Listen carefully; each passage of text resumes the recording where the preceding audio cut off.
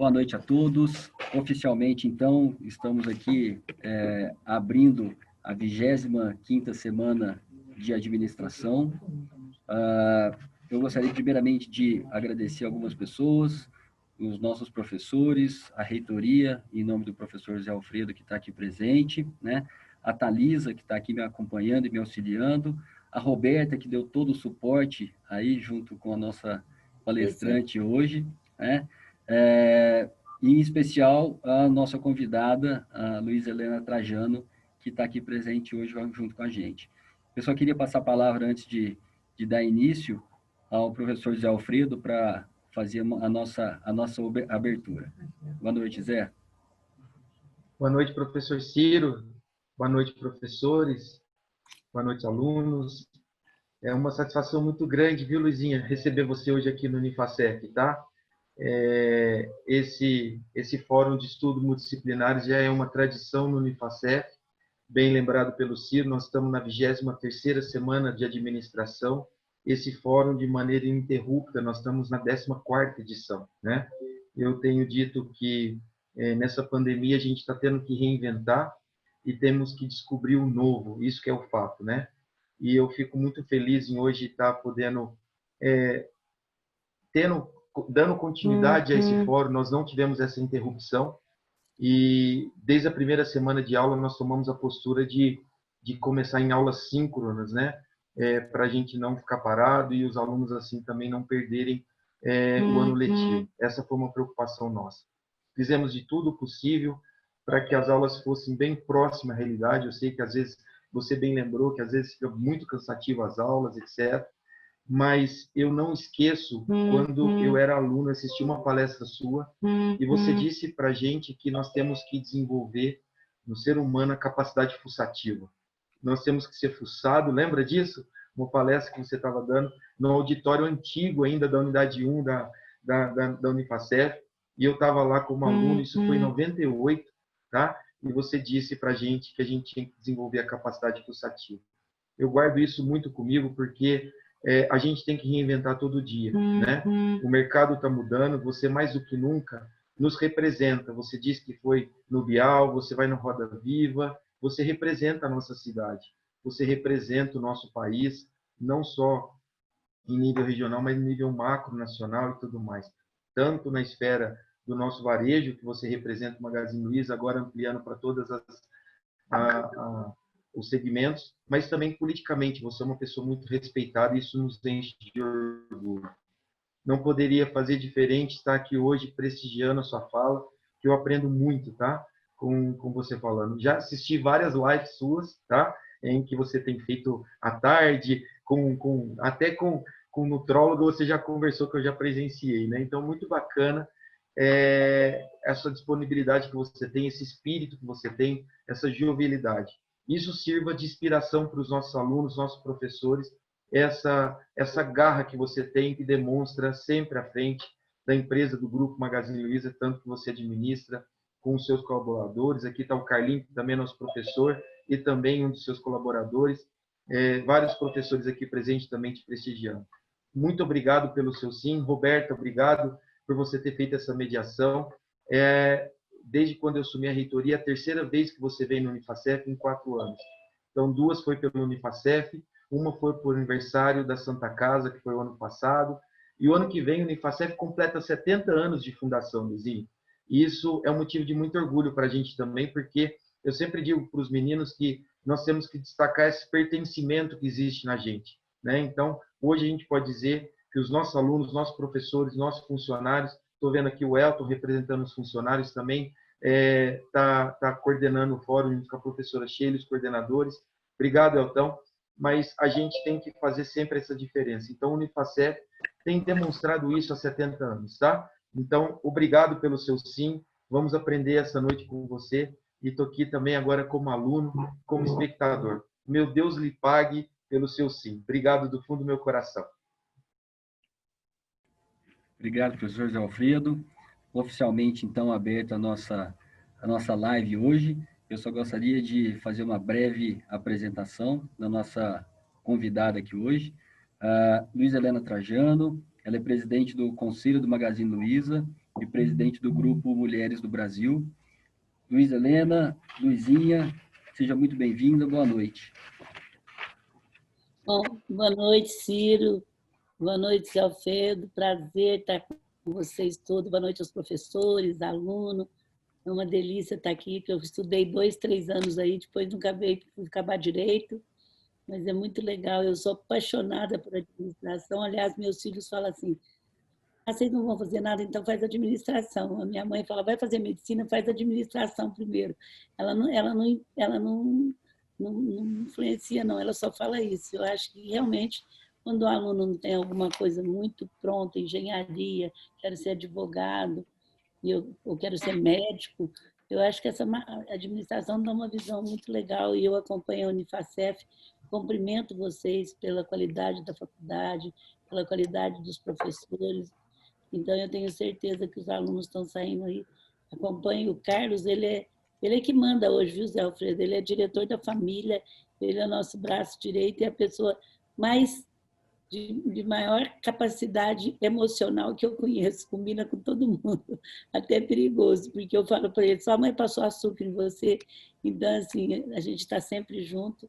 Ele é o nosso diretor da família, que representa a nossa road, então, e todos que eu conheço aí há tanto tempo, a Silvinha, todo mundo, porque, nossa, a gente se sente em casa. Eu tenho muito orgulho de ser de Franca, e sempre eu estou levando o nome de Franca, dizendo que aí 70% é mineiro e 30% é filho de mineiro, e nós temos a pronúncia porta, portão, e eu fiz questão de manter isso com muito orgulho, porque a gente tem uma cidade empreendedora, e meu sonho, eu já falei isso para o Zé Alfredo, é montar um centro de empreendedorismo muito forte, que nenhuma cidade viu até hoje em Franca. Eu fico impressionada. Só a Magazine, quantas empresas nós compramos aí, Carlos, agora? 2 ou 3? 3, Franca. Uma foi por participação, que é a Formel, e Formel. mais 3 empresas de Franca. Então, assim, é impressionante, a gente não dá valor para o espírito empreendedor da cidade. Eu não estou falando porque eu sou de Franca, apaixonada por Franca, eu poderia não estar falando isso, mas eu já falei isso para o Zé Alfredo, a gente precisava montar um grande centro de empreendedorismo, porque transpira empreendedorismo aí, é uma coisa impressionante. A gente não sabe o potencial que a gente tem aí dentro dessa cidade, de perfil de empreendedorismo, a gente não sabe. Então, eu acho que eu devo isso para a cidade e a gente vai fazer isso um dia, porque realmente merece. É um prazer estar aí, Círio. Eu vou responder as perguntas das pessoas, então, eu sinto não entrar no YouTube na hora, mas nós vamos gravar, depois coloca no YouTube. Luizinha, aproveitando o gancho, então, que você falou desse centro de empreendedorismo, nós nos colocamos aqui de portas abertas para aquilo que a gente puder auxiliar, né, até mesmo academicamente, com talvez a nossa estrutura, então deixa mão eu de jogar a bola obra. para vocês. Vocês planejam aí que eu vou ajudar.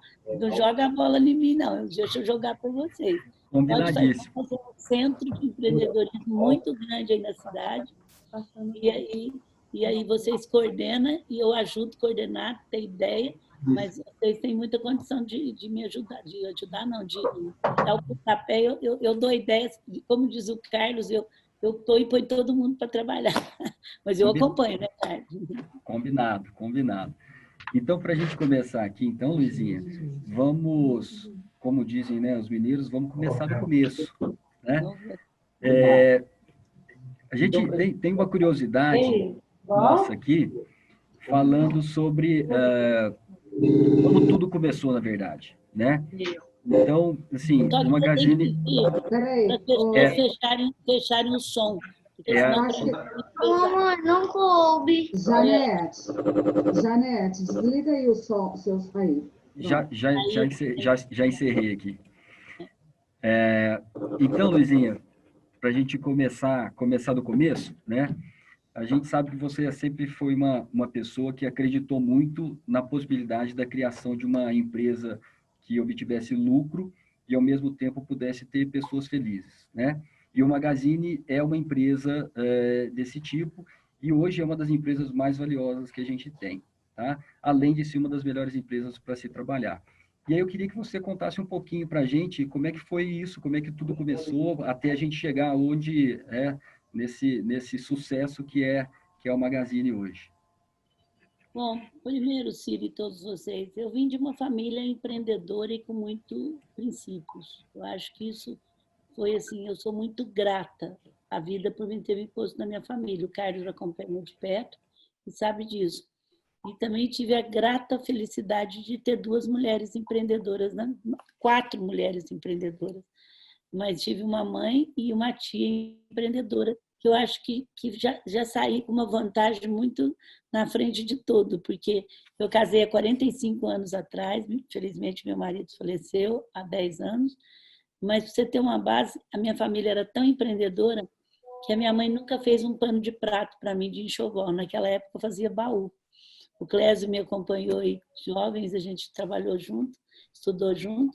Eu nunca fui criada para... Eu fui criada para trabalhar, para enfrentar a vida e vendo mulheres fazendo isso. Então, eu acho que eu já parti de um ponto melhor. Então, eu acho que isso é uma coisa que eu devolvo para a família, uma família que onde pagar em dia era obrigação, ser honesto não era vantagem nenhuma. O Magazine Luiza vai fazer 63 anos agora, a gente nunca pagou um título atrasado e nunca pedimos prorrogação de título.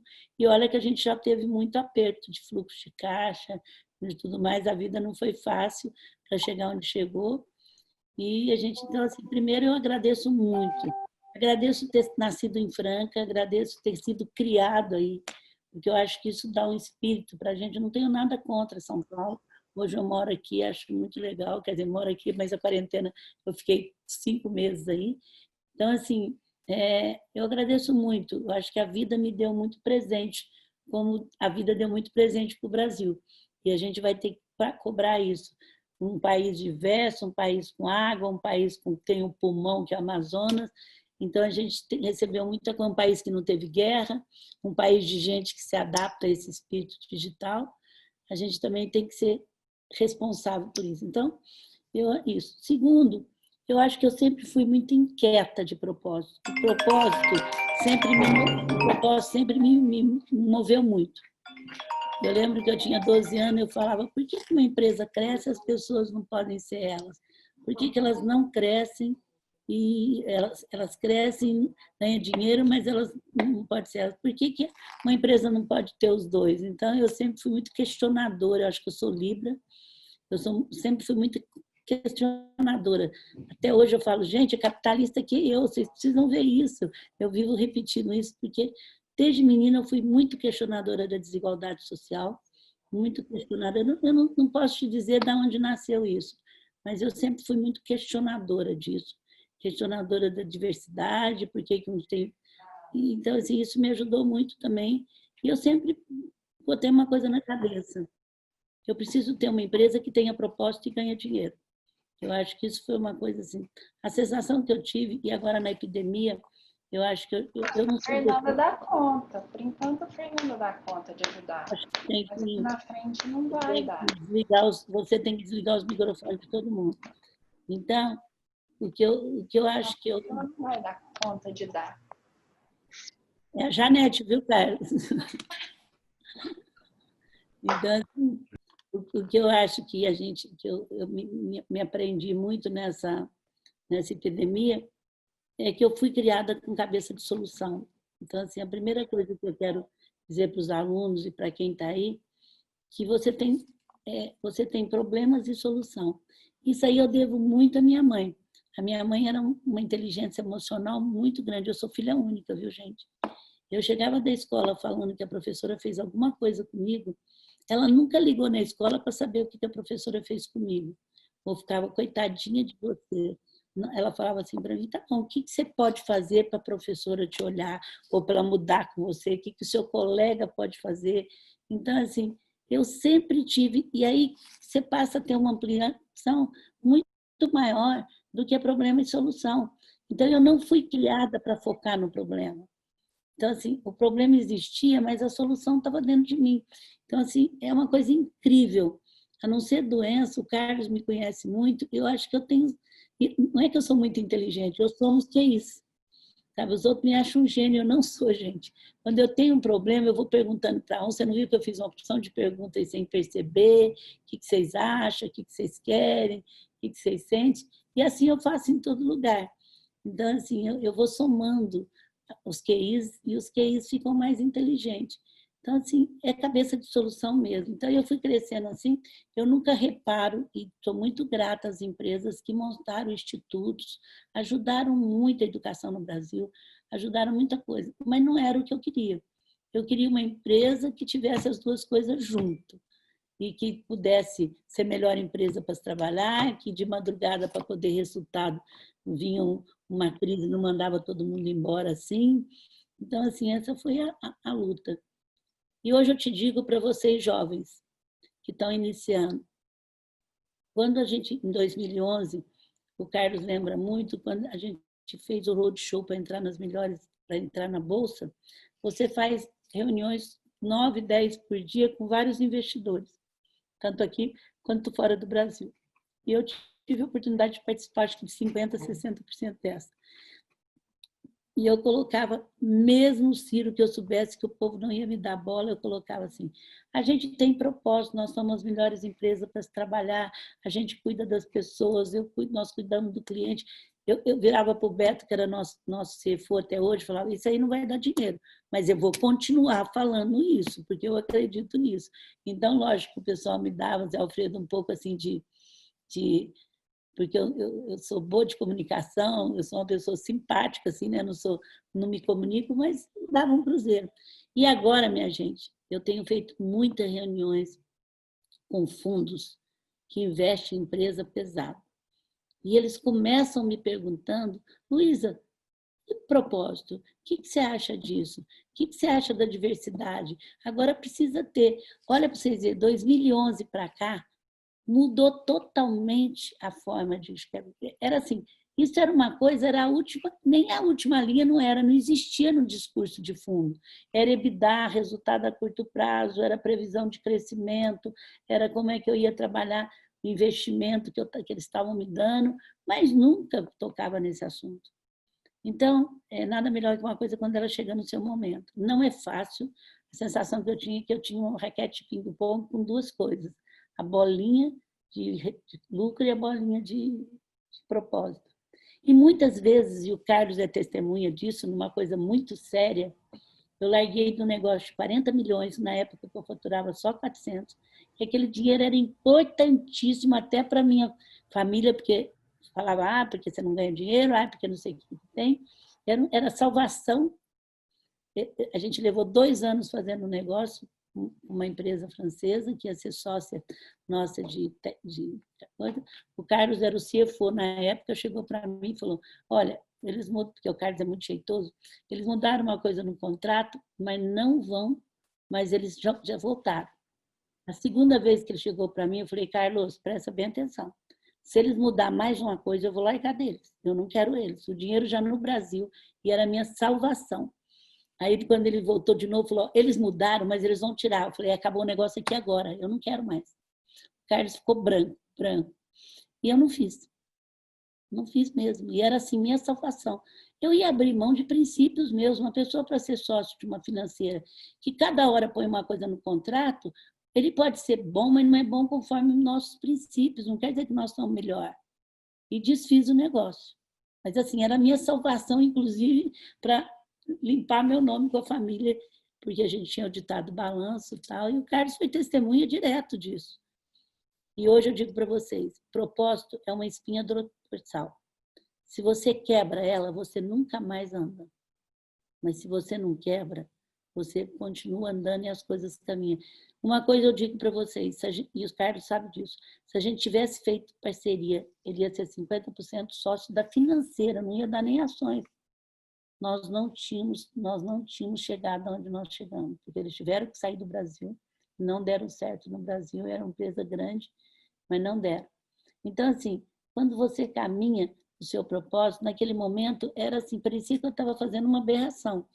Mas o nosso propósito, eu não podia, por causa de 40 milhões que era importante, que eu botar uma pessoa que a gente não estava confortável, de repente não ficou. Ele saiu do jogo e aí entrou no banco, depois ele voltou, pediu desculpa, mas aí entrou o Unibanco. Então, para mim, propósito é isso, é uma espinha dorsal. Que você não pode abrir mão do que você pensa em favor do lucro. Agora, você precisa ter lucro, lá não é uma ONG. Agora, o desafio é esse. Como é que eu vou ter lucro sem abrir mão do propósito? Porque ter lucro a qualquer custo você tem. Ou ter propósito sem ter lucro você também tem. Essa eu acho que foi o desafio que eu contei com muitas pessoas, com muita gente, com muitas coisas no momento certo, porque agora é fácil falar isso, né? Mas é muito difícil você falar há 4 anos atrás disso. Então, hoje eu digo para os jovens, eu vou depois ler uma carta que eu escrevi para o Frederico quando ele teve o primeiro emprego, porque todo mundo acha que eu bati ele no computador assim, pensei e saiu ele. Eu nunca falei para ele ser presidente, muito menos presidente do Magazine Luiza.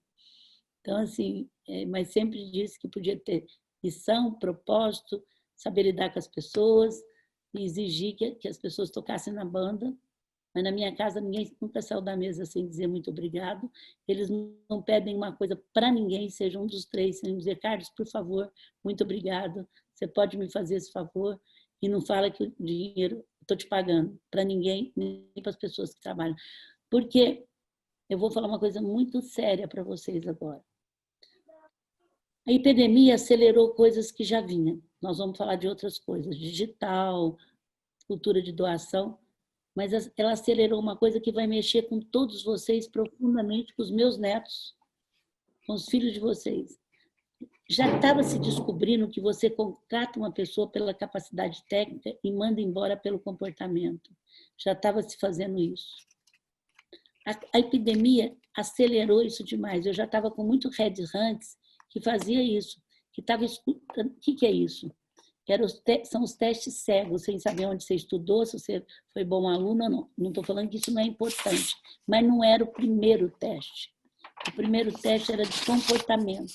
Resultado, na epidemia, eu estou tendo muito com headhunts do mundo inteiro. Então, o Magazine já faz 2 testes de trainee antes de saber de onde é. E comportamento, meus jovens e pais, não aprende na escola, aprende dos exemplos da família, dos exemplos que a gente... Porque se os seus filhos não souberem lidar com os estresses, na relação deles, na relação com as pessoas que trabalham com vocês, eles não vão ter emprego bom, pode ter dinheiro, é diferente. Então, cuidado, o comportamento é a primeira, eu não sei se vocês estão entendendo, primeiro peneira isso, e para depois ver. Lógico, uma faculdade boa, ser bom aluno, ter vontade, isso tudo, mas você ter vontade, você saber lidar com as pessoas, é os seus testes que vocês estão se aprimorando tanto que eu estou impressionada, e a epidemia colocou isso. Então, eu tenho que dizer para vocês que tem que tomar muito cuidado, pais de filhos agora, desde pequeno, pais de filhos adolescentes, eles têm que saber disso se quiser ter uma carreira. Pode ser brilhante aluno, é muito bom isso, mas se não tiver comportamento, de saber o que é interação, de saber o que é empatia. Empatia é trocar de papel no outro, no mundo das pessoas, no mundo do outro, não no meu mundo, no mundo do outro. Ele não vai conseguir crescer nas carreiras. Então, é muito importante. Não sei se eu respondi, mas está aí. É ótimo, né? A sua resposta foi ótima. Eu estava até comentando com a Thalisa aqui do lado. Falei assim, será que eu interrompo? Não, vou deixar ela falar, porque todo conhecimento a gente vai absorvendo, né? E eu posso até, de cunho pessoal, atestar o que você falou, inclusive dos seus filhos, porque eu estudei com a Ana. E a Ana é uma querida, né? Há muito tempo. E faz muito tempo que eu não encontro com ela. Então, quando você encontrar, revê-la, né? Manda um abraço meu para ela também. Aproveitando, então, Luizinha, saiu agora, recentemente, no dia 29, no portal do Exame, né, exame.com, uma pesquisa falando sobre ranqueamento de empresas, né? E saiu falando exatamente isso que nós comentamos sobre a primeira colocação do Magazine Luiza em relação à pesquisa pelos próprios colaboradores, né? Do melhor lugar para se trabalhar, tá? Mas saiu também um ranqueamento que o Magazine ficou em 10º lugar quando foi pesquisado sobre o grupo mais admirado pelos consumidores. Pensando um pouquinho nesses princípios, né? Pensando um pouquinho na ideia, né, no propósito do Magazine. Como é que a gente pode pensar em manter essa primeira colocação por parte dos colaboradores e tentar melhorar e chegar também no primeiro lugar por parte dos consumidores? Ciro, eu acho que é um desafio nosso todo dia isso, né? Mas a gente não faz para ter primeiro lugar, a gente faz porque uma empresa que não presta serviço bom, ela não vai sobreviver. A gente nunca o Carlos escutou que a gente ia ser a maior do mercado. Nunca. Nunca meus filhos escutou para ser primeiro aluno da classe. E nunca a gente escutou nem da minha tia que nós tínhamos que ser a maior, a primeira do varejo. Uma Mas que a gente consequência, tinha né? que manter em pé. Então, assim, eu tenho uma luta constante nisso. Isso aí entra banco no meio, entra um mundo de coisa. E a gente tem hora que está em 10, tem hora que está em quarto, tem hora que está em terceiro, mas a gente é uma luta constante. Atendimento é uma coisa igual regime. Hoje eu fiz uma palestra para o Reclame Aqui, né? Porque eu sou uma das manicas, né? Eles falam que eu sou manica com o cliente mesmo. Eu tenho uma linha direta, eles reclamam nas minhas redes sociais, o povo tira os comentários, não tirar comentário, não. Eu aprendi a escutar o que eu não quero. Então, é uma luta constante isso, certo? É constante a nossa, e é uma luta que não pode parar nunca. Eu nunca esqueço que em 2003 a gente foi a primeira empresa do mundo de varejo a ganhar primeiro lugar para se trabalhar. E o meu desafio era, primeiro, agradecer, porque eu acho que era sempre uma coisa que a gente quis. E segundo, é permanecer entre os 5, e nós estamos há 22 anos entre os 5, comprando empresas sem parar, crescendo 20%, 30% ao ano, não é da agora, entrando em novos negócios como Netshoes e outras, Época Cosmético, e mantivemos firme. Então, o problema é permanecer fazendo isso. Eu não gosto de nenhum ranking que não dependa de mim permanecer. Esse dependa de mim, que eu falo é da nossa empresa. Eu detesto o ranking que depende de ações do mercado. Isso para mim é um absurdo, é papel. Você não tem aquilo e você sai nesse papel aí que não adianta nada. Então, assim, agora, o que depende da gente, realmente, é um desafio diário. Que bom. É bom ouvir isso, porque internamente aqui na instituição a gente comenta muito também sobre a questão de ranqueamento, de números, e o que a gente preza bastante aqui é em relação à qualidade que a gente oferece, né? Então, o nosso resultado vai ser a partir daquilo que a gente pode oferecer, e não de uma avaliação baseada em números apenas. Então, é muito bom escutar isso vindo de você. Mas eu acho Aproveitando... que o ranking da melhor empresa, o ranking de ser bom para cliente, não tem nada demais. A gente tem que lutar para conquistar, mas não é para conquistar só por isso, é para conquistar que isso vai dar sobrevivência da empresa. Se você não tratar cliente bem, não inovar, você não vai manter de pé. Ninguém tem nada, você está né? Exatamente, exatamente.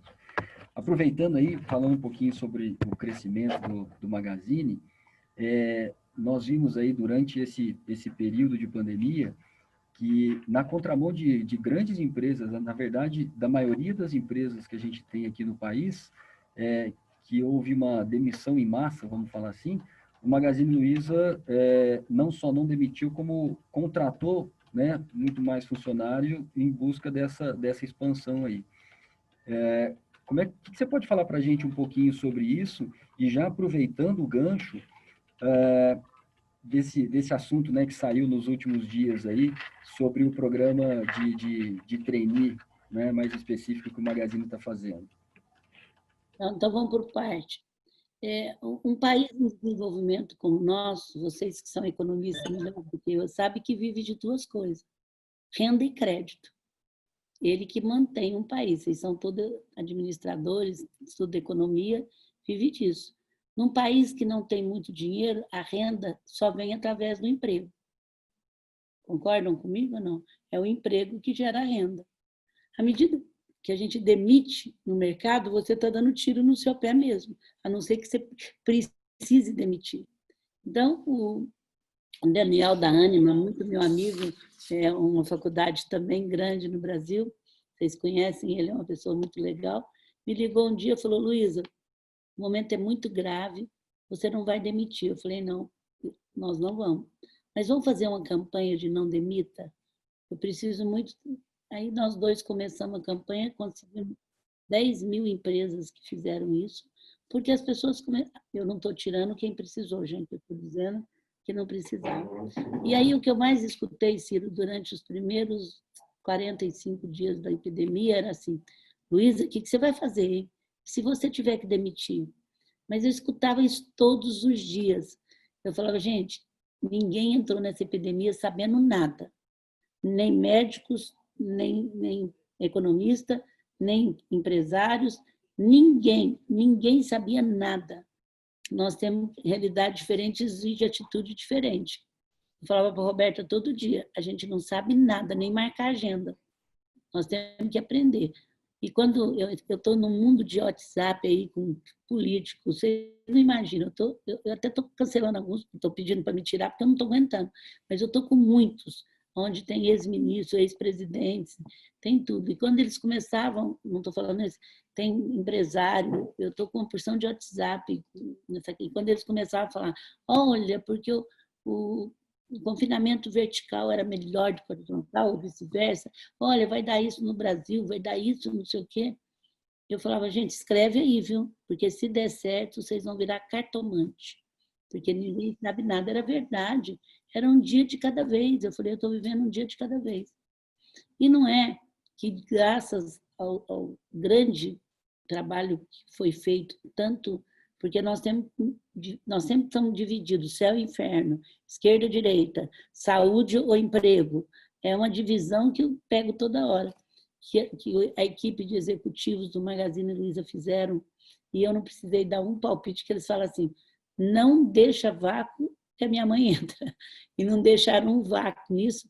Eles fizeram um trabalho belíssimo, tanto da saúde, cuidaram dos funcionários. Olha que eu tenho mania de achar que eu sou a melhor de RH que existe, porque eu nunca tive departamento de pessoal. A vida inteira eu tive RH direto comigo, mesmo quando não era moda. Porque, então, assim, fizeram melhor do que eu faria. Eu fiquei muito orgulhosa disso. Fizeram telemedicina em 7 dias, contrataram 15 médicos regionais, fizeram um comitê de saúde que eles tinham na mesa deles todos os dias, quem estava doente, que família que estava, criaram telemedicina emocional, acompanhava as pessoas nos hospitais. O Frederico tinha nome de todos, da família que estava doente. Nunca acharam que essa doença era uma gripezinha. Ele tinha medo, ele estudou muita doença, ficava morrendo de medo até de mim, né? Então, assim, é impressionante. Cuidaram. E cuidaram da gestão. Criaram o parceiro Magalu. E olha que nós entramos com 50% já de venda digital e entramos pela primeira vez com bastante capital de giro, porque a família tinha vendido 10% em janeiro e tinha posto dinheiro. Então, eram as duas coisas mais importantes. E eles criaram o parceiro, entrou 600 mil pessoas para ser vendedor do Magazine Luiza. Nós temos 60 mil que todos os dias vendem um produto nosso. E aqueles pequenininhos que não tinha jeito de ir para o marketplace, fizeram parceiro que entrou 30 mil e 10 mil vende todos os dias também. Então, assim, graças a isso, quando foi, lógico, abril foi, de repente, 1.100 loja nossa estava totalmente fechada, tinha que ter um tempo para jogar isso, eles jogaram isso, acho que no dia daí 15 ou 20 dias, para divulgar, tudo, trabalharam dia e noite sem parar, gente, era sábado, domingo, era uma coisa incrível, porque o Frederico ficou comigo na fazenda. A gente fez testes e ele foi com a mulher e os filhos para lá. Era assim, 3 horas da manhã ele andando na sala, é uma coisa impressionante. E aí a gente começou a admitir em Franca principalmente, que é o nosso centro de operações, em julho já, 500 pessoas. Depois a gente montou 10 lojas em Brasília, que já estava preparado. Eu sei que a empresa já admitiu mais de 1.200 pessoas, porque é fruto de trabalho, fruto de acreditar. Então, assim, e também eu sei que o nosso mercado ajudou mais do que o mercado de roupa, de sapato, que eu acompanhei, que agora que começou a reagir. Então, eu sei, mas assim mesmo eu falava, as pessoas que me procuravam, no começo eu falava, fala para o WhatsApp e vende presente de aniversário. As pessoas não estão se encontrando, mas vai adorar dar presente de aniversário. Eu ficava buscando alternativa. E para as boutiques que eu conheço, para os restaurantes que trabalharam com delivery, que cobriram um pouco da despesa, mas a mesma coisa, teve uns que criaram que tem casado com a minha sobrinha, criou até uma peixaria digital, que vai continuar. Então, assim, teve muita gente que também conseguiu inovar, mas não foi fácil. Eu sei que não é, o pequena empresa, eu fiquei trabalhando para a pequena e média empresa 4 meses, sem parar. Então, eu sei que não foi fácil, mas é buscar alternativa. Agora, falando do projeto que deu tanto ibope aí, né? Ibope está do jeito do... Nós somos uma empresa profundamente diversa, de alma diversa. A gente não tem idade para entrar, não tem idade para sair. Nessas lojas que a gente abre, tem gente que está chegando com 45, 50 anos, em nível mais simples. A gente não pergunta a idade das pessoas para começar. Lógico, a gente fez um trabalho para a mulher muito forte, também se não fizesse, tinha que me bater, né? Porque onde se viu pregar uma coisa, hoje nós temos 40% de mulheres em conselho, a gente tem mulheres em todos os cargos, a gente tem mulheres que subiu, a gente criou o Cheque Mãe para ajudar, a gente criou um estágio diferente, tem algumas pequenas pérolas para ajudar. A gente tem diversidade, a gente tem LGTB, discriminação é inegociável na nossa empresa, como é ético. Se você discriminar e for provado, você vai ser mandado embora por justa causa. São 5 inegociáveis nossos. Mas o Frederico fez uma pesquisa, durante esses 3 anos anteriores, eu chegava para a Patrícia, que é a nossa diretora de RH, falava, quantas vagas você tem para trainee? Ela falava 15. Então, eu te dou mais 3 para botar negro. Mas não aparecia, gente. Aí eu falava, será que vocês procuraram direito? Procuramos, Luiz Helena. Não pode perguntar se é negro ou não, pergunta. E esse ano, a ideia nem foi minha de jeito nenhum. Como eles tiveram esse desafio, que não conseguia chegar negro, e a pesquisa que o Frederico fez desde janeiro com o campo, nós tínhamos 50% de pessoas que dizia negra e temos 16% em cargo de liderança só. Então, nós temos uma defasagem aí muito grande. E aí, eles resolveram criar um processo de trainee só para negro, levaram para o comitê de pessoas do conselho, levaram para o conselho deu opinião, fizeram um comitê só de pessoas negras que trabalham na empresa. Em 5 anos, nós temos 290 trainee, a gente conseguiu 10 negros só, em 5 anos. Chamaram os que trabalham, chamaram mulheres do Brasil, que tem um trabalho muito lindo, chamaram a Faculdade do Palmares, chamaram todo mundo para poder ajudar. E advogados, a gente está na bolsa, né, gente? E nós lançamos o programa para nós durante a tarde. E vazou, falou, nós vamos lançar, e foi tudo isso que vocês falaram. Os 3 primeiros dias foram muito agressivos, muito agressivos. E a gente já esperava, mas não uma agressividade. O que assustou um pouco nos 3 primeiros dias, quando eu recebo uma crítica, eu tenho duas atitudes, e o Carlos me conhece bem. Quando é uma coisa muito destrutiva, eu não entro. Quem te irrita, te domina. Eu não entro. Aquelas agressividades. Não compre no Magazine Luiza, Magazine racista, vocês têm BNDES, nunca tivemos BNDES na vida, vocês, Luiza PT, Luiza não sei o quê, Luiza racista. Eu não entro nesses fakes, eu não entro. Porque isso não é construtivo. Mas, em compensação, eu olhei muitas pessoas que eram do contra e que foram civilizados, eu não estou nem dizendo educados, que colocava, eu não concordo com o programa é assim, para mim entender o que poderia. Então, eu concluí 2 coisas, que falei com o Zé Vicente, que é da Faculdade de Palmares, estou falando com o meu grupo e com outros movimentos negros. A gente tem uma obrigação agora, eu peço para vocês, de trabalhar um pouco o que é o racismo estrutural. A gente não sabe o que é isso. Eu vim a saber há 5 anos atrás, me encho o olho de lágrima até hoje. Não que eu fosse racista, mas eu também não sabia que eu não era racista. Eu precisava, eu achava que eu não era, mas sabia que é muito grave o racismo estrutural. Nós tivemos uma escravidão de quase 400 anos, onde a maioria vem negro sem quiser vir para o Brasil, com filhos que nunca mais ficava com eles. As maioria, durante 350 anos, apanhava para trabalhar. E tivemos a pior abolição que possa ser tida. As pessoas foram jogar na rua sem comida, sem trabalho, sem escola, sem dinheiro e analfabetos.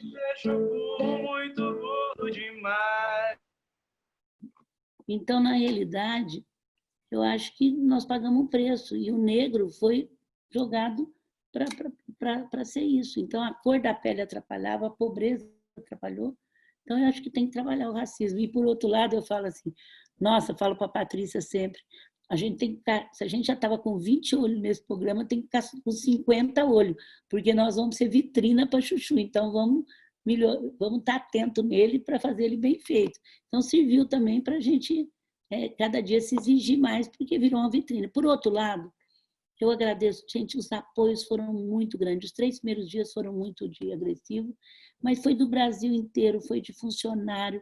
Eu e o Frederico não cansamos, assim, foi de revistas, foi de movimentos.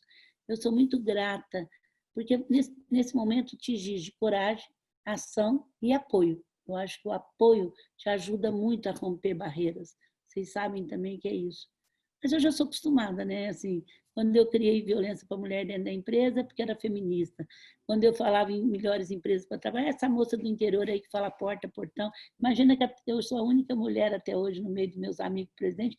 Imagina 40 anos atrás, eu falando porta, portão, não tendo Harvard nem GV, chegando aqui em São Paulo para poder fazer negócio do Magazine Luiza. Então, assim, uma empresa totalmente desconhecida. Mas como a minha mãe nunca teve dó de mim, me criou com cabeça de solução, quanto mais me desafia, mais eu gosto. Mais eu gosto de comprar o desafio, né? Mas eu gosto de comprar. E tem muita gente com a gente. Nossa Senhora, é muita gente que está com a gente. A gente não é sozinho numa luta dessa.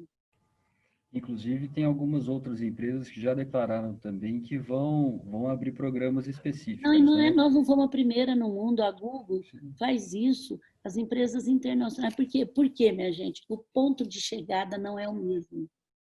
E falar em meritocracia, quando o ponto de chegada não é o mesmo, não é legal. Eles não tiveram oportunidade de inglês, de faculdade, o que é exigido num programa. Tanto é que nós fizemos outro teste, só que a partir do momento que der inglês, que eles estudarem, é meritocracia, só vai ficar quem for bom. Só que o ponto de partida não é o mesmo, essa é a realidade. Essa é a realidade. Não vai entrar nunca em programa trainee. Eles já têm medo de fazer isso. Já tem medo, a não ser aqueles que tiveram a oportunidade de estudar em escolas melhores, em ter aprendido língua, ter ido fora, é os 10 que entraram até agora. Certo. E você falou uma coisa, Luizinha, que eu acho que é muito interessante e que eu já ouvi também com outras palavras, mas nesse mesmo sentido, do Geraldo Rufino. Ele fala que é importante quando a gente sobe, a gente estender o braço, né, para tentar puxar alguém para acompanhar, porque sempre aquilo que a gente oferece, a gente é retribuído depois. E tem também várias ações, né, que o Magazine faz, e uma que eu achei muito interessante agora, em parceria com o Sebrae, é do parceiro Magalu, né, ainda mais pelo período que a gente está de dificuldade com as pequenas empresas. Eu achei muito legal o Magazine se associar ao Sebrae para poder trabalhar a digitalização desses pequenos negócios, né, que sofreram tanto com esse período que a gente está. E até vi aqui que vocês têm uma meta, né, para digitalizar mais até 100 mil pequenos negócios até o final de 2021. Eu acho que é um pouquinho você puxar o parceiro para tentar subir junto, né? Acho que isso é muito importante. O Frederico é muito claro do que ele quer, não é de agora, desde 2015. Ele fala assim, nós queremos dar acesso a muitos que é privilégio de poucos. O WhatsApp e Facebook, todo mundo tem um celular na mão, mas eles não têm a digitalização na palma da mão. Nós vimos agora, e eu fiquei muito no interior aqui, que tem escolas e professoras, e eu cumprimento os professores, gente, maravilhosamente bem. Os professores de escola estadual, de escola, mesmo vocês, muitas vezes não têm nem equipamento bom e tiveram que, em 15, 20 dias, fazer os alunos ter. Assim, é maravilhoso, assim, eu tenho em todas as lives resgatado isso. Eu vi o esforço dos professores, que nem eles tinham um notebook, tinham alguma coisa boa, e tiveram que fazer chegar até os alunos uma coisa. Teve um professor, eu aprendo muita coisa disso, em Pernambuco, que pegava a bicicleta e ia distribuir nas casas pobres o material, porque os alunos não tinham como pegar. É muito digno isso, é muito, muito, muito, é muito louvado. Que legal. E até aqui, aproveitando o gancho, o Magazine é parceiro aqui do Unifacef, né, com um programa que existe de formação tecnológica dos alunos, né, da rede estadual. Acho que é importante e essas empresas conseguiram, meio que a forceps até nesse período se digitalizar, elas conseguiram ter uma caminhada na frente de outras que ficaram meio paradas no tempo. Vizinha, a gente tinha combinado, né, até as 20h30, né, já está quase... A Roberta está falando que atrasou um pouco, vocês podem ficar mais um pouquinho, ela que manda aí, né? Ela que manda? Ótimo, ótimo. Ela nunca fala isso, viu? Para Nossa, vocês que estão falando. que bom, que bom. Eu queria, na verdade, Vizinha, que você falasse um pouquinho de alguns outros projetos, por exemplo, ainda mais para esse período, mais especificamente, né? Eu até já assisti uma entrevista que o Carlos Renato deu, logo lá no começo da pandemia, falando das ajudas, né, que o Magazine ofereceu com doação de verba e produto, né, do combate à Covid aí. Então, eu queria que você falasse um pouquinho para a gente da importância desse auxílio, né, e se tem algumas outras ações, algumas outras atividades que o Magazine está fazendo mais especificamente desse lado social, assim, que é tão importante para a gente.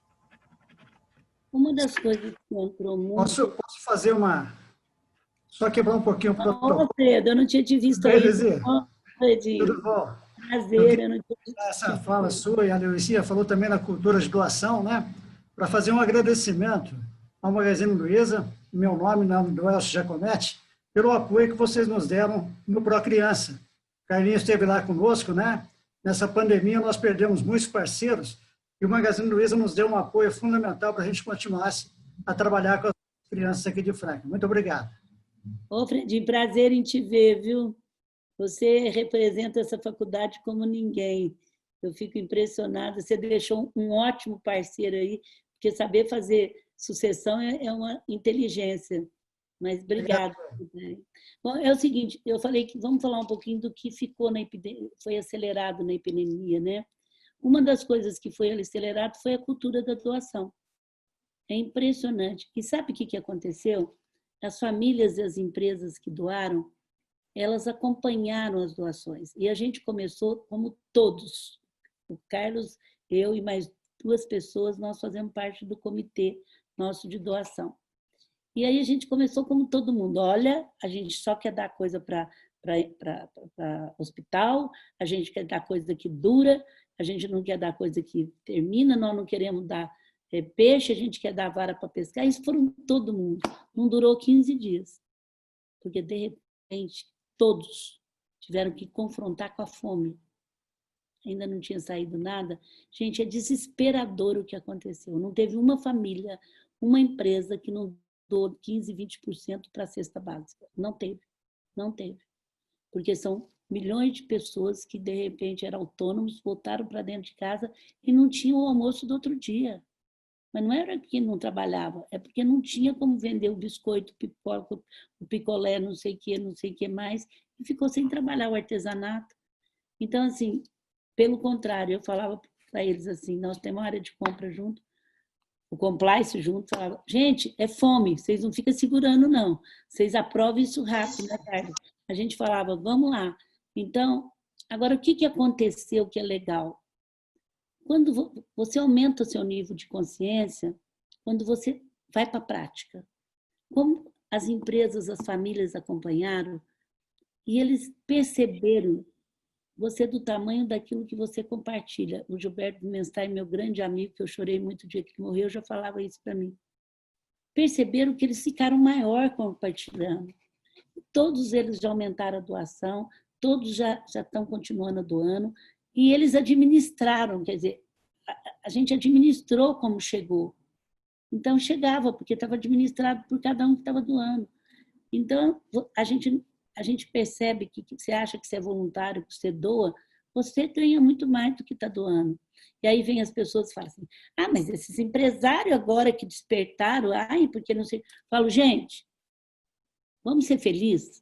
Os empresários sofreram também, tiveram que trabalhar com isso. Então, agora, que bom, vamos vibrar com o que está acontecendo. Não vamos ficar criticando o que passou. Então, a cultura da doação entrou violentamente no país. Era um país que não tinha essa cultura e vai permanecer? Vai, porque aumentou o nível de consciência. Vai permanecer? Vai. Quando vai permanecer, o ser, porque estava numa disparo de ter, e o ser está levando as pessoas até aquilo de comportamento. Como vai permanecer o digital? O digital, gente, é uma cultura, é um modo de viver. A Silvinha lembra, o ano passado eu fiz 10 segunda-feira, 10, só falando, chamando boutique, chamando cabeleireira, chamando vendedora, chamando para falar que o digital, Frederico, tudo que vocês pensar, meninas que trabalham em mercado, gente, o digital é uma cultura, ele vai ter que entrar, pelo amor de Deus, vocês entram no digital, digitaliza, entra no marketplace, não tenha medo, a loja física não vai acabar, não vai acabar. De repente a epidemia chegou, e que ia levar, como disse o Silvio Meira, 10 anos, foi feito em 10 dias, né? A loja física não vai acabar, gente, mas quem não entrar na cultura digital, esquece. É uma cultura. Acho que você está fechado. Eu fecho para não atrapalhar a sua fala. Eu também faço. Eu estava aproveitando aqui, conversando com a Roberta, ela me deu mais um tempinho para eu poder fazer uma última pergunta aqui. Luizinha, aproveitando um pouquinho dessa sua experiência, né, em termos de gestão, né, em linhas gerais, eu queria que você desse para a gente algumas dicas, vamos falar assim, do que você acha que seria importante para que a gente pudesse abordar especificamente num curso de administração. Por que eu estou falando isso? Porque nós estamos em processo de reformulação do nosso curso. E nada melhor do que algumas dicas suas para que a gente pudesse fazer toda uma reestruturação, uma adequação do nosso curso para a realidade de mercado, não especificamente agora em relação à pandemia, né, em relação ao Covid, mas o que você acha que seria interessante como tendência que a gente poderia abordar, que a gente poderia trazer para dentro do curso de administração aqui, para também nós nos diferenciarmos do mercado? Eu não sei se vocês conhecem aquela metodologia do Design Thinking. Vocês já passaram por ela ou não? Eu acho que as escolas têm que, eu não estou falando igual, tem que fazer aquilo, porque é vocês buscarem de baixo para cima os problemas. É isso, e tem muitas escolas que eu até, algumas faculdades que eu estou tendo no conselho, que já estão fazendo isso. Essas escolas modernas agora estão trabalhando isso. Então, os alunos têm que aprender a estudar case, fazer isso. Eles têm que aprender a ter a teoria, mas fazer acontecer as coisas. Então, assim, nesse momento que tem o digital, eles podem fazer muita coisa, trabalhar em grupo. Então, assim, eu acho que nessa reformulação se trabalha muito em tribo. Então, hoje eu estava falando, se trabalha muito assim, tudo tem um problema. A solução não vem só do diretor, do presidente, ela vem de toda a rede que está envolvida, toda a rede que está envolvida. Isso é muito difícil, eu vejo muita dificuldade nas pessoas de trabalhar nessa rede de envolvimento. E se os alunos foram criados dentro disso e trocando informação. Então, assim, já que vocês me perguntaram, e eu acho que currículos vocês sabem que deve ficar ou não, mas dá uma olhada um pouco melhor no Design Thinking, estuda ele um pouco mais e entra um pouco como é que vocês podem se adaptar eles às escolas. Eu sei que tem muitas, não estou falando que é ele puro, mas como a metodologia dele pode estar dentro das escolas para que vocês possam levar os alunos a buscar mais solução, tendo que trabalhar em grupo, tendo que fazer coisa mais. Porque duas coisas vão ter que acontecer, né? Você tem que ter conhecimento e fazer acontecer. Essas coisas, eles têm que sair da faculdade um pouco menos crudo fazer acontecer, sabe? Porque eles vão ter que fazer acontecer muito rápido. Agora, lógico, o conhecimento, a parte teórica, tudo é muito importante. Essa equação que a gente tem que trabalhar sempre. Como é que eu posso fazer? Como é que eu posso fazer acontecer enquanto estudantes? Qual que vai ser o desafio? Eu estou dando uma sugestão do Design Thinking, porque eu sempre trabalhei com design thinking sem saber que era design thinking. Então, assim, mas eu acho muito legal conhecer um pouco essa metodologia antes, fazer um design thinking com os professores todos um fim de semana e depois ver o que vocês podem aproveitar para adaptar a metodologia de vocês, que vocês querem mudar, fazer ela mais normal, sabe? E trabalhar um pouco o comportamento do aluno. Eu acho que o aluno tem que aprender a respeitar a escola, tem que aprender a respeitar professores. Isso aí tem que saber dar feedback. Eu acho que tem que trabalhar muito com feedback, porque hoje as empresas, elas têm o dia do feedback. E não é feedback de agressão, é falar o que a pessoa é boa e que ela é ruim. Então, assim, tem que aprender a trabalhar, que eu chamo isso de comportamento, mas é produtividade. Eu acho que tem que ter alguns itens desse comportamento que tem que ser, porque tem duas posturas, né, gente? Que foi herança da escravidão. Ou você é colônio ou você é o colonizador. Mas você não tem um problema de protagonista. E talvez vocês entregarem algumas coisas para os alunos. Vocês vão administrar a lanchonete da escola. Eles participarem da gestão de vocês. Abrir a cabeça para isso. Na nossa empresa, nós criamos uma coisa muito legal, uns 20 anos atrás, e que eu adoro, chama Conselho de Lojas. Quando eu resolvi trocar o salário do vendedor para sair de vendedor para geral, o sindicato quase matou. Eu falei, olha, nós vamos fazer junto, mas o que eu não vou mudar, porque senão eu vou ter que mandar todo mundo embora. E aí a gente começou a eleger como que é feito esse conselho hoje. E na Alemanha tem muito isso. Cada loja, cada unidade nossa, conforme o tamanho, escolhe 4 pessoas, 10, conforme o tamanho. O escritório é mais, para 2 anos ser conselheiro. Não. São pessoas que não têm liderança nenhuma. E tem o presidente e o vice-presidente. Eles são responsáveis pela cultura, para ser guardião da cultura da empresa. Eles são responsáveis para fazer a comunicação entre funcionários e a empresa. Então, assim, quando é plano de saúde que mexe no bolso, quando é salário, tudo eles participam. E o gerente da loja não pode mandar nenhuma pessoa embora, nem contratar sem passar pelo conselho, que é eleito pelos funcionários. Isso, você tira muita coisa. E uma loja vai bem quando o conselho vai bem. Nós temos isso há 20 anos. Eu só estou dando um exemplo como é que você envolve pessoas que não estão na liderança também. Gente, eu não estou dando receita para vocês, não. Eu estou respondendo uma pergunta que eu acho muito moderno isso aí. Então, assim, e essas pessoas, é muito legal porque eles aprendem a ser líder antes que a vida obriga.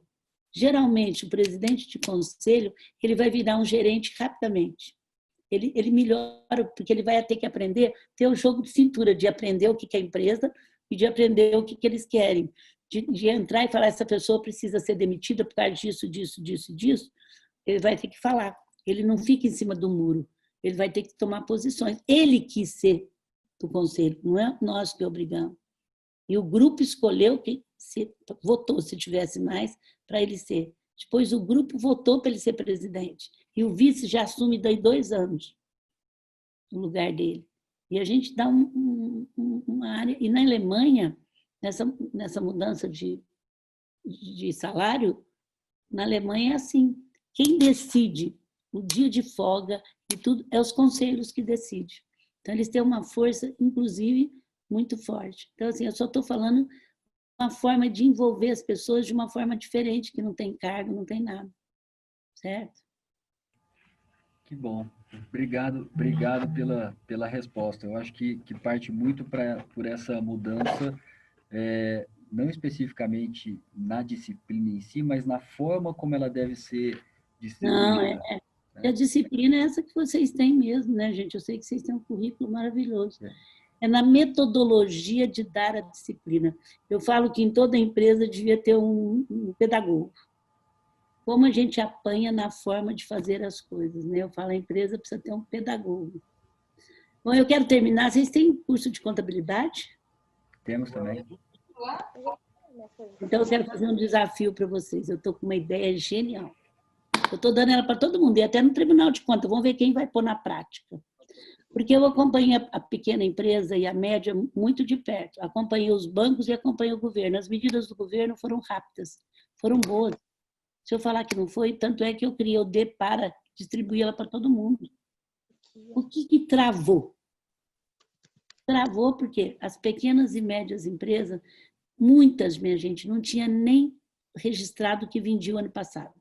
Muita não tinha registrado funcionário.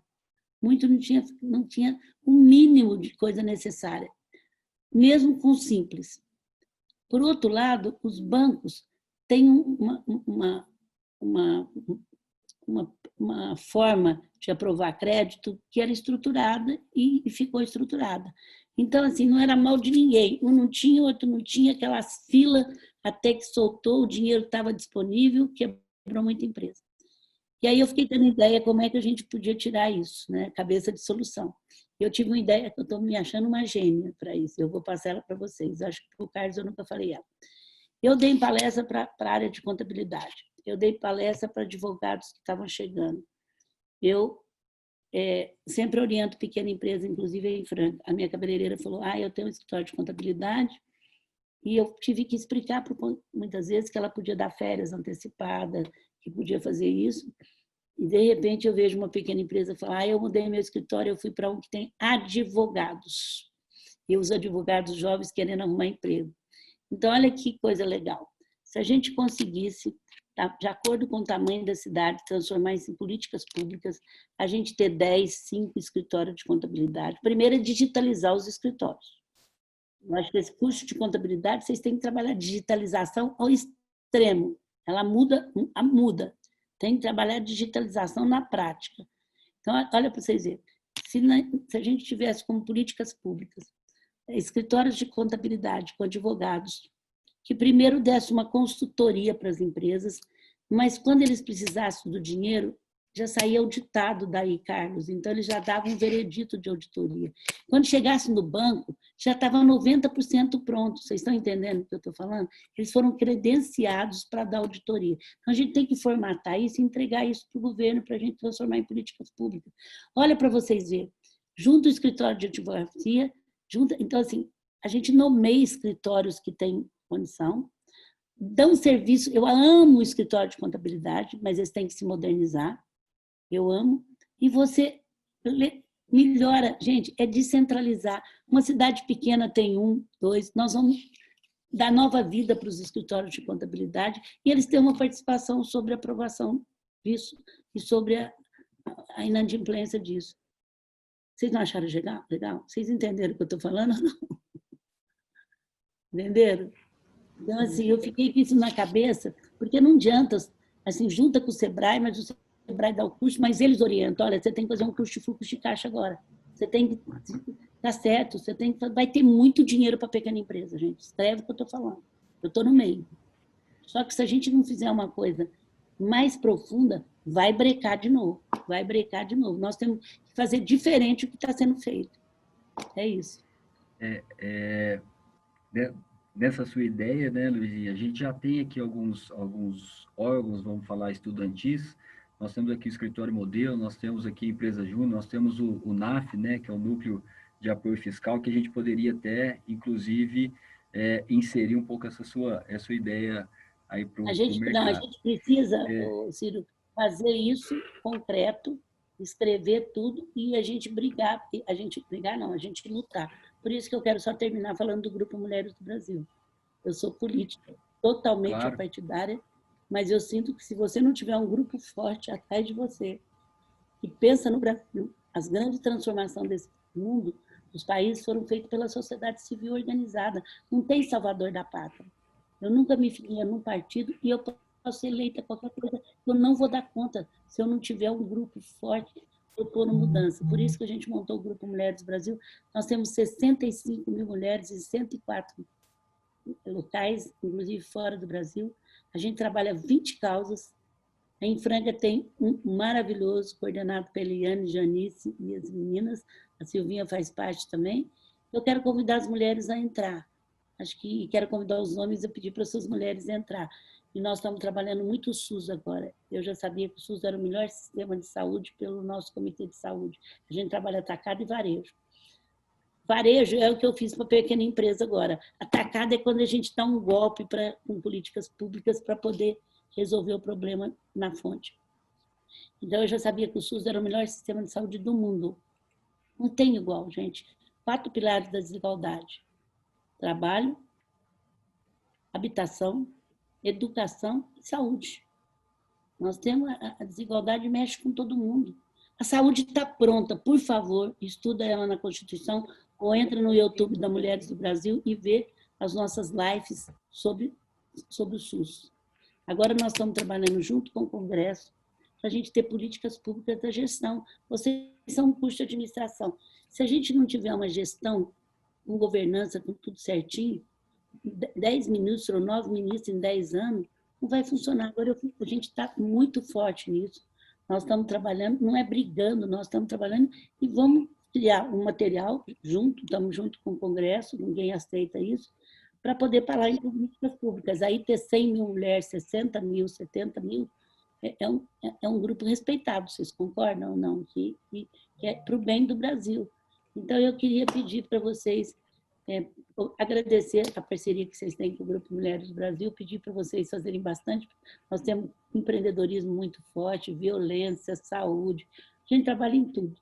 Ontem a gente fez um Portas Abertas no YouTube, quem quiser conhecer um pouquinho, mesmo os homens, por favor, entra. A gente mostrou, era um Portas Abertas para mostrar o grupo, o que é, e a gente acredita que é a sociedade civil que vai mudar o mundo, que vai mudar o Brasil. Organizada, sabendo o que é, com prioridades, e a nossa prioridade agora é aprovar o SUS. O SUS, a governança, fazer o SUS que está na Constituição funcionar na prática. Gente, ele é perfeito, ele não é igual, ele é igualitário. É aquilo que você precisa, o SUS tem que te dar. O SUS faz 85% do transplante, o SUS, na vacina, agora todos os países estão morrendo, como vai fazer? Nós temos SUS para distribuir a vacina para um país tão grande como o nosso. O SUS é responsável pela comida que a gente põe na mesa, se está boa ou ruim. É impressionante. Estude o SUS e nos ajude a fazer com que o SUS tenha uma governança uma governança de gestão, que é o que vocês mais lutam na faculdade. Muito obrigada. Eu é que agradeço, Luizinha. É muito enriquecedor para a gente poder escutar um pouquinho, ter um pouquinho dessa sua experiência aqui. Eu agradeço a possibilidade da gente poder bater esse papo. Tá? Eu só queria pedir para quem estiver aqui e puder ligar a câmera, só para a gente bater uma foto de todo mundo para marcar esse momento aqui. A Roberta também vai bater, viu, gente? Legal. Ela falou para você mandar, que ela entrou no YouTube. Tá bom. A gente vai pôr no meu YouTube também. Legal. Tô dando... Tirar um retrato, né, Ciro? Exatamente. Eu tô com a Thalisa aqui do meu lado e ela já tá batendo as fotos aqui pra gente. Espera aí, pessoal, são várias telas aqui para aparecer todo mundo. Obrigada, gente. Eu deixei um mundo de projeto aí para a gente fazer junto, hein? Empreendedorismo, contabilidade junto com o advogado, fazer passar a lei para os escritórios de contabilidade sair da cidade auditado. Influenciar em políticas públicas. Influenciar em políticas. Sem políticas públicas não dá o grande salto. Não dá. Não dá grande salto. Você melhora um pouco, mas não dá grande salto. E a gente tem muita gente em políticas públicas boa. Você tem que levar pronto. Você tem que levar isso mesmo. Essa proposta que eu estou falando, a gente tem que formatar em lei, tudo certinho, do jeito que for, e levar pronto. E aí você tem que levar alguém bom que topa fazer isso e depois trabalhar para ser pautado, depois trabalhar para ser aprovado. Obrigada. Essa questão é muito importante, só pegando um gancho que você disse, nós temos aqui a professora Melis, o professor Alfredo, o professor Ciro, inclusive nós temos, acho que é importante isso, pensar isso na graduação, mas nós temos mestrado em desenvolvimento regional, que inclusive trabalha com essa questão de políticas públicas. Então é muito importante que a gente já tem muita coisa pronta. Vamos juntar as mulheres do Brasil junto com os nossos alunos e professores do mestrado, criar essa demanda específica que vocês estão tendo, porque acho que as políticas públicas constroem com a sociedade civil organizada. Depois o governo encampa isso e vai formular isso e colocar o dinheiro público para tal. Mas a sociedade precisa organizar como vocês estão fazendo. Assim, os empresários juntam 20 milhões para poder ajudar a pequena empresa, só com uma linha de 15 bilhões aí. certo? Então, só que é difícil de sair. Então, e essa ideia que eu estou falando de você levar os escritórios de contabilidade a fazer auditoria com requisitos, você sai 90% pronta da cidade, gente. É a descentralização, é velocidade. Você entendeu, Carlos, o que eu falei? Você pode me ajudar aí depois. Gente, obrigada, viu? Um beijo para vocês. Obrigado, Luizinha. Por essa escola que leva o nome tão longe. Muito obrigada, Luísa. A gente tem muito orgulho da escola de vocês, viu? Muito orgulho, de coração. A Faculdade de Direito é de vocês. Fiquei muito feliz de te ver, viu? Obrigado, Luizinha. Boa noite. Obrigada, Clédio. A gente foi muito estudantes juntos, né, Clédio? Trabalhamos muito juntos. Um beijo. Tchau. Obrigado, Luísa, de coração. Obrigado. Obrigado. Fala, Carlinhos.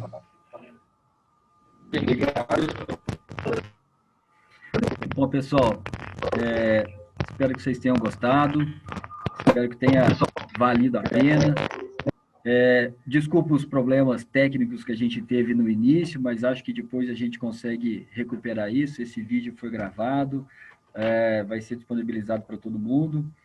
E vejo vocês amanhã, pessoal do diurno, na palestra do Fabrício, né, a partir das 8h30, os alunos do noturno, a partir das 19h30, encontro vocês aqui nesse mesmo local, nesse mesmo Zoom, tá bom? Um abraço a todos, muito obrigado, e até amanhã cedo, e até amanhã à noite. Ciro, Oi? já pode marcar com os